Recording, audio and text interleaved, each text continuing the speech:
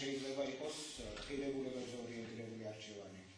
როცა ეკონომიკაზე ვსაუბრობ, შეიძლება ეს იყოს ჩრდილოამერიკული მაგალითი, რომელიც არ არის ისეთი, რომელზეც ვეჭერას საუბრობთ, მაგრამ არის ევროპული არჩევანი, ასევე რადგან ამერიკული არჩევანია უბრალოდ. მაგრამ დასავლური შეიძლება იყოს.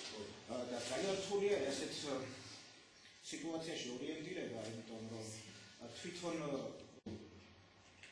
მოკლე სახელი ამისა ვთქვათ, ეს იყო ვაშინგტონის კონსენსუსი.